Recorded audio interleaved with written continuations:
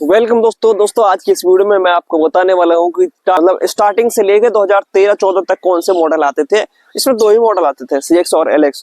तो क्या डिफरेंस आते थे दोनों मॉडल में, क्या क्या मिलता था और क्या क्या नहीं मिलता था। एक्चुअली स्टार्टिंग में दो ही मॉडल आते थे 2009 से 8 से, जब से गाड़ी स्टार्ट हुई थी ना बननी, और 2014 तक दो ही मॉडल आते थे, नैनो CX और नैनो LX। CX का मतलब होता है कि बेस मॉडल और LX का मतलब होता है टॉप मॉडल उस टाइम के अकॉर्डिंग।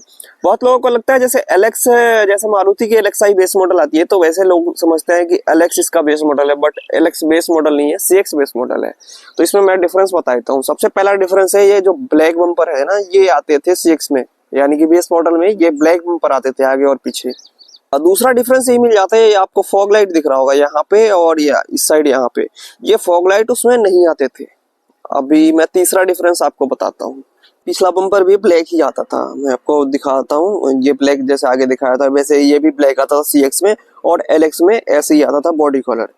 अगर मैं आपको आगे दिखाऊं तीसरे नंबर का, तो ये स्पॉइलर जो आपको दिख रहा होगा ना, ये स्पॉइलर ये बेस मॉडल में नहीं आता था, ये टॉप मॉडल में आता था LX में।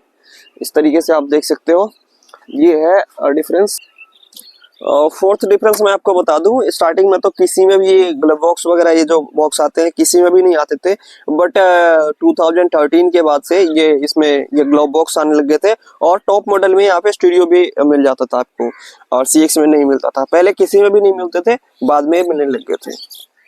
पांचवा डिफरेंस ये है कि ये 3 स्पोक इसमें स्टीयरिंग व्हील आता था, ये तो मैंने अलग से लगवाया है, बट 3 स्पोक इसमें आते थे, और उसमें CX में 2 स्पोक आते थे, मतलब कि एक सिंगल ही ऐसे स्पोक था उसमें बस।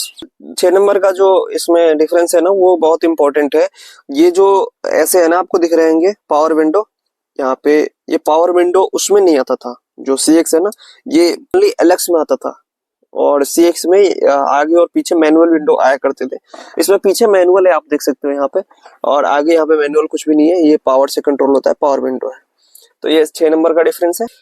और 7वें नंबर का डिफरेंस आपको इंटीरियर से देखने को मिल जाता था। जैसे उसमें ब्लैक इंटीरियर आया करता था, बिल्कुल ब्लैक होता था, और इसमें डुअल टोन इंटीरियर आता है। आप देख सकते हो कुछ इस तरीके से इंटीरियर दिखता था, बेज कलर का और एक क्रीम कलर टाइप का ना, इस तरीके से इंटीरियर आता था। सीट कवर और ये साइड के जो डोर बेटिंग वगैरह है ना, ये सारे मैचिंग करते थे इसी तरीके से, तो ये काफी अच्छा दिखता था।